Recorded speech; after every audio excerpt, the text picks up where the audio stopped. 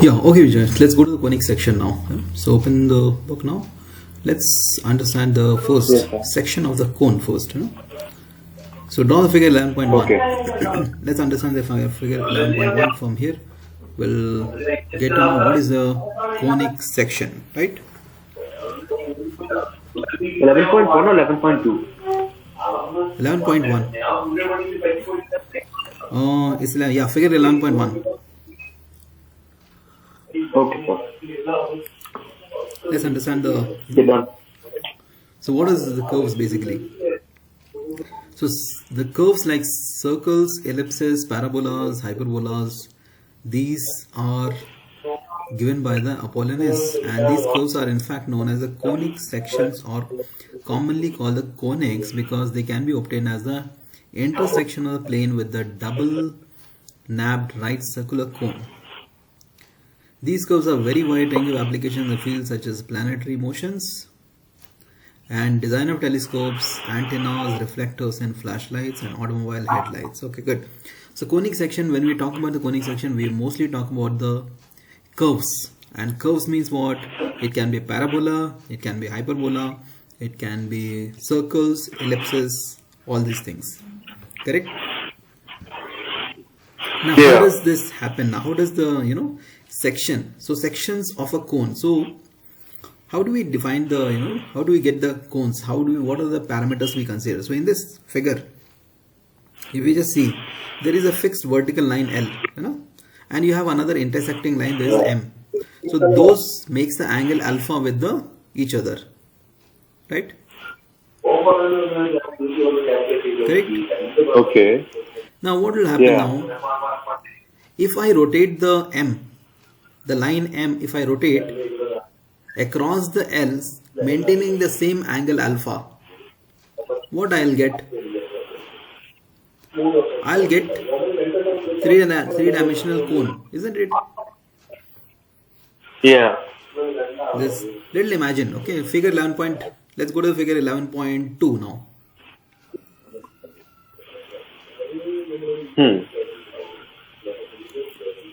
Go to figure 11.2, draw it figure 11.2 now.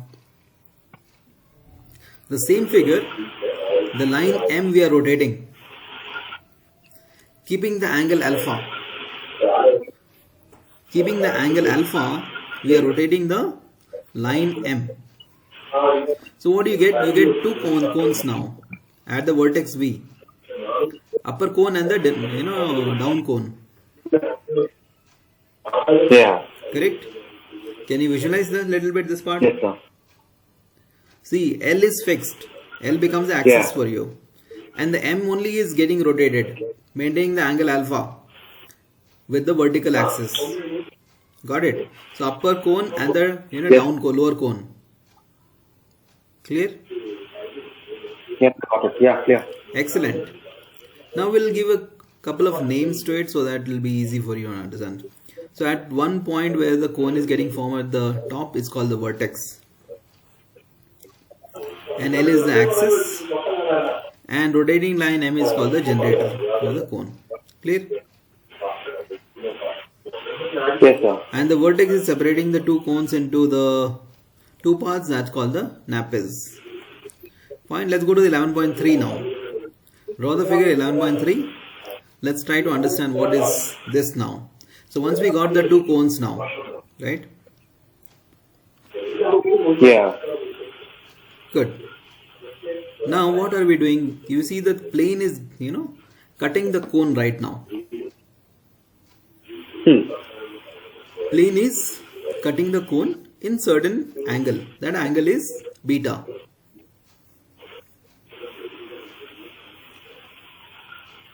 Okay. Clear? Cone is cutting the... Yeah. This plane is cutting the cone at the angle beta with the axis. Correct? Yeah. This part is clear to you? So we actually obtain. So if we just remove the top portion and bottom portion, what you will get is altogether a different curve, right? So that is also called as conic section, because conic section is nothing but the curves only. So any straight line you want to cut, you will get the something like the cone only, something like the some curves. Got it? Yes, sir. Got it. Good. Now let's understand more now. So now you understood that plane is basically cutting the angle beta on with the axis. Now, if the plane is parallel to the ground or if beta is 90 degree, angle beta is 90 degree, then what you will get? The section will be a circle, isn't it? Yeah. Go to 11.4.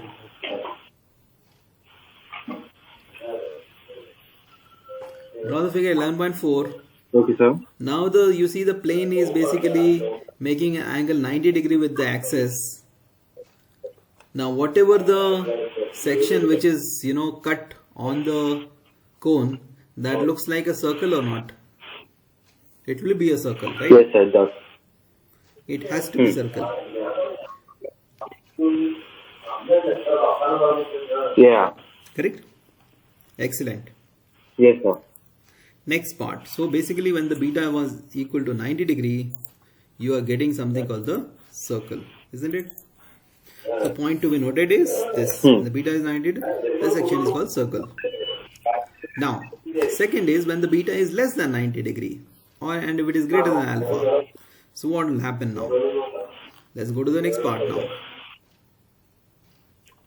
Figure 11.5. Now the plane is tilted, so the angle beta is less than 90 degree. What kind of curve it is?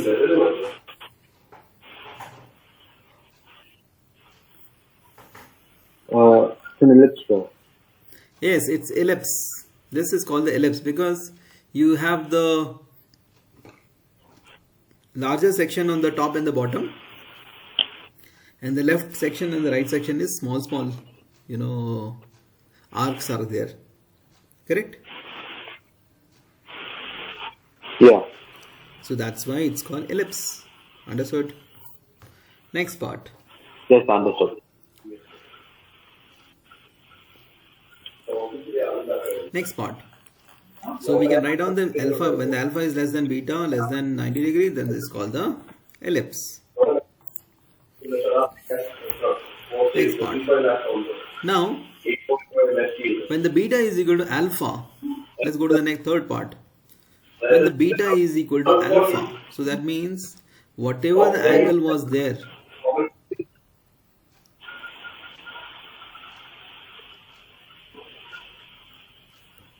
whatever the angle was alpha and the angle is beta, right? Here alpha is equal to beta is equal to acute angle, whatever it was there, right? Now when you cut it, so what kind of, how the cutting is happening now? If you just see, you are getting the U-shaped figure because other part is not cut, other part is remained empty, So only one side of the cone is cut with the plane. So when the only one side of the plane is cut, so it looks like a parabola, isn't it? Yes, sir. Excellent, Vijay. Understood, right? Clear this part? Any questions, any doubts? Yeah. No, sir. Excellent. Now let's go to the next part. When the beta is less than alpha now. You already got this part when the alpha is equal to beta, that's called parabola. This is also a point to be noted. And another part is when the beta is less than alpha. So all the conditions will try it out now.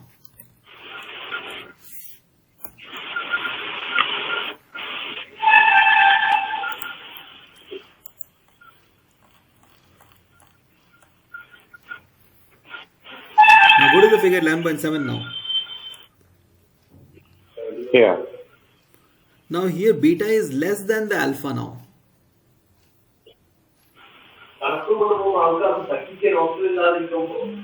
Beta is less than the alpha. Now, because of this, what is happening here is, you see, the earlier it was a parabola. Now this plane is cutting, since the angle is beta is less than the alpha, is cutting the both the cones, upper cone also and the lower cone also. In the upper axis, you see it's a the hyperbola on the top and the hyperbola at the bottom. This is called the hyperbola basically. Yeah. So, Yes. what's the difference between a parabola and hyperbola? Good question. See, in the parabola basically, hyperbola you don't have the okay, I'll just tell you, this part is little different to understand this part, but I'll just tell you how this hyperbola will look like, then it will be easy for you to understand. See, it's basically Yeah. whenever we say hyperbola, hyperbola is like is like a parabola only, but two sides will be there in the hyperbola. Parabola is like only one curve will be there, right? So hyperbola means on the above axis also will be there, and the bottom axis also will be there in the mirror image of that. Okay. So basically it's like two curves will be there always for the hyperbola. One is going in the left side direction, other will go in the right side direction, or one will go on the upward direction, other will go in the bottom direction. Example, Okay. it will come in this part, hyperbola. Where is that? Then you'll understand this part. I'll show you this part because it's quite important to understand. It will come later, hyperbola and all, but still we have the question, so we can discuss right now only. Latus rectum, yeah. Yes, this becomes the hyperbola for you. Look at the figure 11.29. Yeah.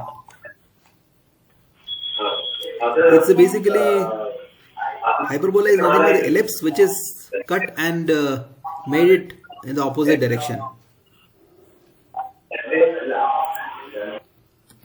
Okay. So always the hyperbola will be something like this, two will be there, always two will, two curves will be there. That's for the hyperbola. But even parabola has two curves, right? No, why parabola will have two curves? Parabola has only one curve, no?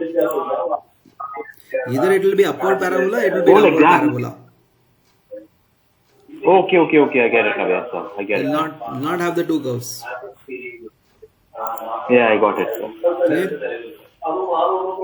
See, once Yes, sir, clear. after this, we'll come to know in detail like how the how we find the equation of the hyperbola, because eccentricity will come in the picture. From there, we can easily know that part. Latus rectum, Yes, sir. directrix, eccentricity, all will come, so that we'll understand this part. But right now, just go with the flow, and now you understood what is called hyperbola, isn't it? Yeah. Two curves in the opposite direction is called the hyperbola. Clear? Yes, sir, it's clear. Okay, good. So, degenerated conic section. Let's go to the degenerated conic section.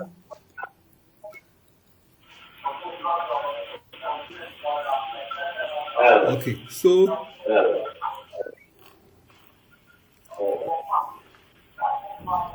when the plane cuts at the vertex of the cone, we have the following different cases. Alpha is less than beta, less than equal to 90 degree. Then the section is the point. Okay, that is already given here. Yeah. So figure 11.8, 11.9. Okay, this is just the angle we have given. I think we have already discussed this part. When the beta is equal to alpha, Yeah. when the beta is so hyperbola. I think we have already discussed this part. Yes, We sir. can just ignore this part right now. No need to go this part. We can directly go to the circle now. Okay. Yes, sir. So let's go to the circle part now. So you know the circle has a fixed point and then it has a radius, right? So let's go to this part now. Draw the figure 11.12.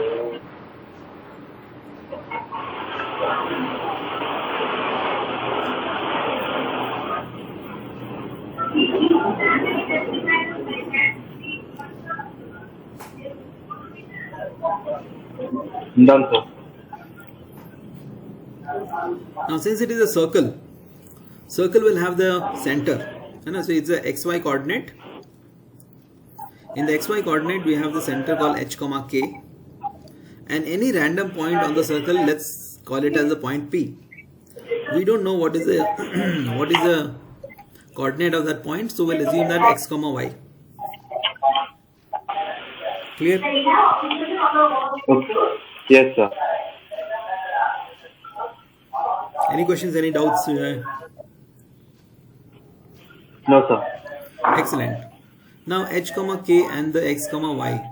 So you know the radius will be Cp, and you can apply the distance formula to get the equation of the circle now. So basically, Yeah. h comma k is a fixed constant values that it'll be provided to you, and x comma y is just a variable or any point on the circumference of the circle. So what will be the radius? Radius is nothing but Cp. Cp is nothing but distance formula. You know the x1 y1 and x2 y2. As per distance formula, what will be given? Can you calculate the radius? R will be equal to absolute value of the X minus Cp.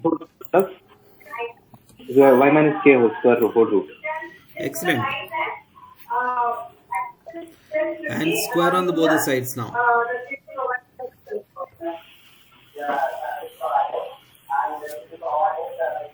So x minus h whole square plus y minus k whole square equals r square. Excellent. So this becomes the equation of the circle to you now. If you know the center point and if you know the radius, you can easily find the equation of the circle. Clear? Yes, sir. Clear. Excellent. So let's go to the next part, example 1 now. What it says, it's simple. Let's understand that part. Yes, sir. This one's easy. Easy, right? Yeah. What it says to you. They're given the radius of 0. I mean, the center is 0 and the radius is r. So we just have to find the equation. You just have to put h and k as 0 and Yeah, that's it. H and k is 0, nothing else. Yeah, what will the center you are? Yeah, h is k is 0, so what will be the equation of the circle? X square plus y square is equal to r square.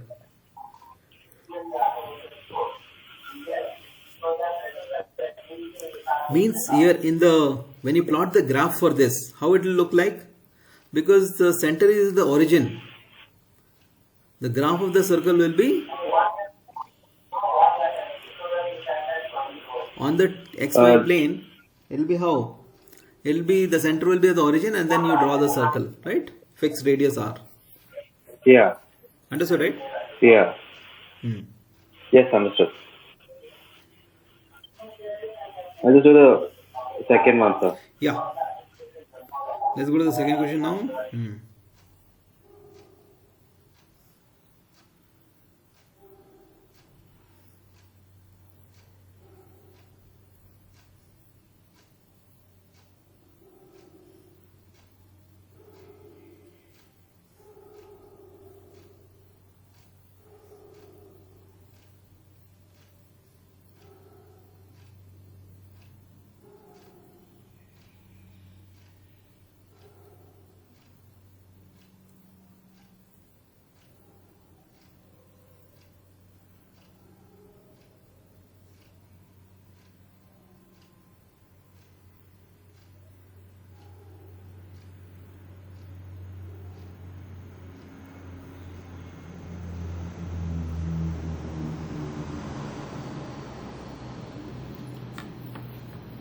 Yes, example 2 is pretty easy because h value is given, k Yes, value sir. is Pretty given, and the easy. radius is also given to you. Yeah. So we just need to You just have put in the to formula solve it. and get the answer. Hmm. Correct? Yeah. Excellent. So you can So just expand the x plus 3 whole x, square also, x and y plus 3. minus 2 whole square also, you can expand it. That also will remain the equation of circle in the different format. Got it? Okay. This is called Okay. the square format, but you can put in the, you can, expand it also, like x square plus 9 plus 6x plus y square plus 4 minus 4y equal to 16. So you should know both the equations. Okay. Got Okay, it sir. now? If the expanded form the equation is given, so you can bring it in this form so that you can find the center. What is the center coordinates of the circle? Correct? Yeah. Understood? Yes, I understood. Yeah. Let's go to the third question now. Look at the question. Yeah. Find the center and the radius of circle is given to you. Now this is given in the expanded form, isn't it? Yeah. Yeah. Now you have to bring it in the square format. You know how to bring it in square format, Oh, right? yeah, just try this, sir. Yeah, try it out.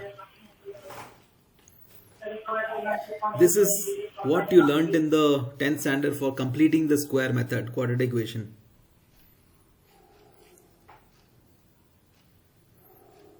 But that was cut, remember? Yes, I remember that. Excellent. Using that method only, try it out. You'll get it. Wait, no, I remember it was cut. I don't remember how to do that method. Aja, okay.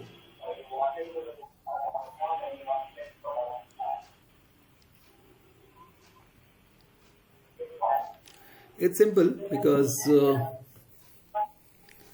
you just have to use the x square plus 8x, group it together, and the 8x can be taken as 2ab because you want to put in the form of a plus b whole square. So x is a and 2ab Yeah. is 8x. So basically you have to divide the 8x by 2 and then you square and subtract the square. Add and subtract the square. So basically you need to add 4 square and minus 4 square in the first case, and second case you need to y square plus 10y. So second case you need to add 5 square and subtract 5 square. Okay. And then you can put it in the a plus b whole square format.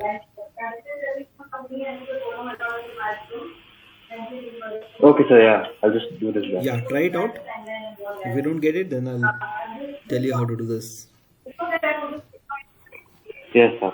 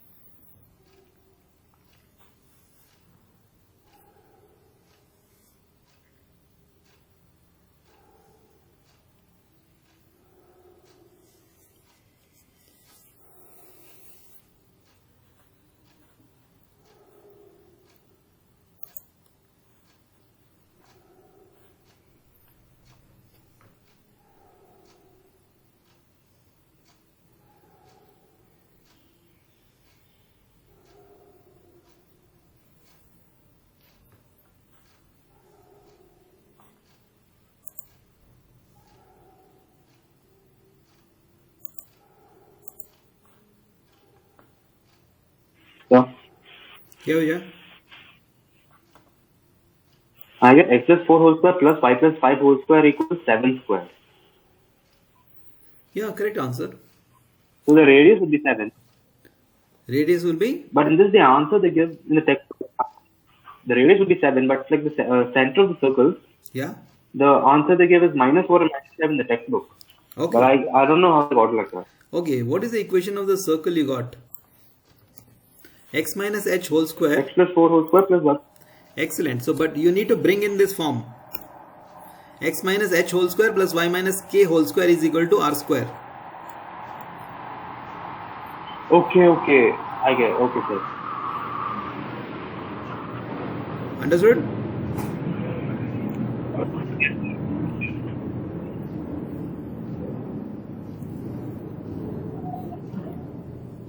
Since you got x plus 4 whole square and y plus 5 whole square, so you need to bring it in the form of minus of something, x minus of something whole square plus y minus of something square should be equal to 7 square. So what will be the coordinate then? It will be minus 4, comma minus 5. Excellent. Understood? Any questions, any doubts? Okay, let's go to the example 4 now.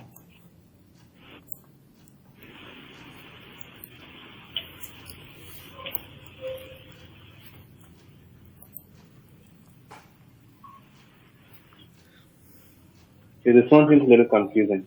Why? Okay, let's understand. Find the equation of the circle which passes through the points 2, minus 2 and 3, 4 whose center lies on the line x plus y equal to 2. Excellent. So, they have already given the equation of this, they have given the points which passes through the, the circle. So, basically the points on the circumference is given 2, minus 2 and 3, 4. Correct? Now, yeah. And center they given as lines on x plus y is equal to 2. So you use the same formula. X minus h whole square plus y minus k whole square is equal to r square. Right? So here x and y are nothing but any points on the circumference, no?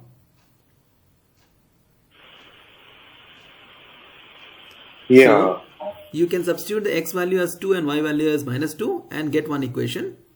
Then you again substitute the x value as 3 and y value as 4 and again you get the one equation.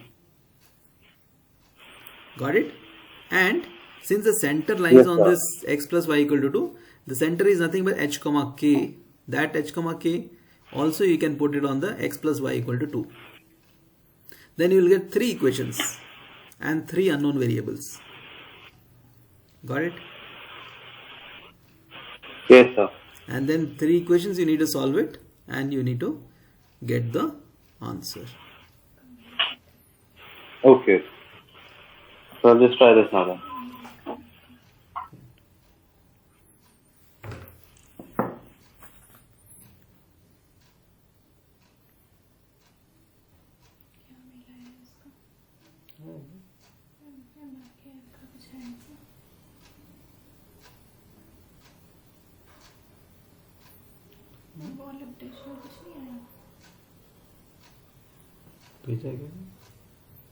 बोलते रहिए कि कुछ mail भेजा है.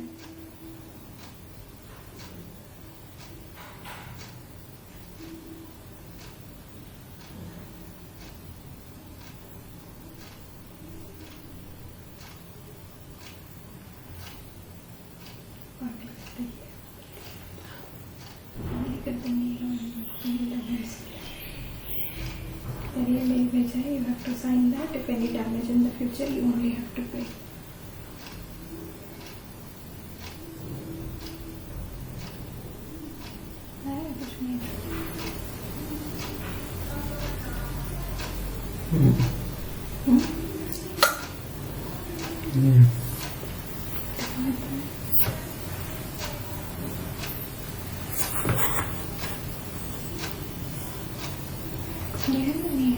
क्या है? Still wrong. Okay.